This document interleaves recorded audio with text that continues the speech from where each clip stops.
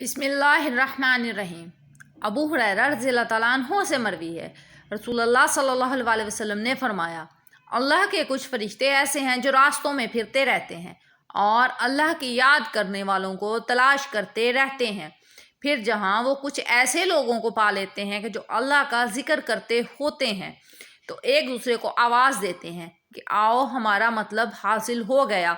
پھر وہ پہلے آسمان تک اپنے پروں سے ان پر امڑتے رہتے ہیں، پھر ختم پر اپنے رب کی طرف چلے جاتے ہیں۔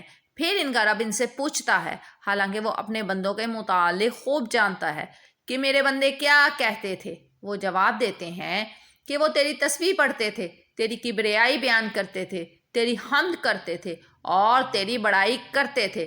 پھر اللہ تعالیٰ پوچھتا ہے، کیا انہوں نے مجھے دیکھا ہے؟ کہا کہ وہ جواب دیتے ہیں، نہیں واللہ انہوں نے تجھے نہیں دیکھا۔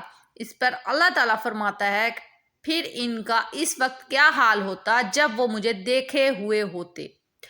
وہ جواب دیتے ہیں کہ اگر وہ تیرا دیدار کر لیتے تو تیری عبادت اور بھی زیادہ کرتے، تیری بڑائی سب سے زیادہ بیان کرتے، تیری تسبیح سب سے زیادہ کرتے۔ پھر اللہ تعالیٰ دریافت کرتا ہے، پھر وہ مجھ سے کیا مانگتے ہیں؟ فرشتے کہتے ہیں کہ وہ جنت مانگتے ہیں۔ بیان کیا کہ اللہ تعالیٰ دریافت کرتا ہے، کیا انہوں نے جنت دیکھی ہے؟ فرشتے جواب دیتے ہیں، نہیں واللہ اے رب العزت انہوں نے تیری جنت نہیں دیکھی۔ بیان کیا کہ اللہ تعالیٰ دریافت کرتا ہے کہ ان کا اس وقت کیا عالم ہوتا اگر انہوں نے جنت کو دیکھا ہوتا۔ فرشتے جواب دیتے ہیں کہ اگر انہوں نے جنت کو دیکھا ہوتا تو وہ اس سے اور بھی زیادہ خواہش مند ہوتے، سب سے بڑھ کر اس کے طلبگار ہوتے۔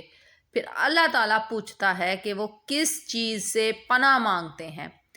فرشتے جواب دیتے ہیں کہ دوزخ سے۔ اللہ تعالیٰ پوچھتا ہے، کیا انہوں نے جہنم دیکھا ہے؟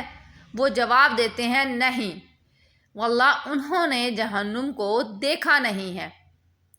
اللہ تعالیٰ فرماتا ہے کہ پھر اگر انہوں نے اس سے دیکھا ہوتا تو ان کا کیا حال ہوتا؟ وہ جواب دیتے ہیں کہ اگر انہوں نے اسے دیکھا ہوتا تو وہ اس سے بچنے میں وہ سب سے آگے ہوتے اور سب سے زیادہ اس سے خوف کھاتے۔ اس پر اللہ تعالیٰ فرماتا ہے کہ میں تمہیں گواہ بناتا ہوں کہ میں نے ان کی مغفرت کی۔ نبی کریم صلی اللہ علیہ وسلم نے فرمایا کہ اس پر ان میں سے ایک فرشتے نے کہا کہ ان میں فلاں بھی تھا جو ان ذاکرین میں سے نہیں تھا بلکہ وہ کسی ضرورت سے آ گیا تھا۔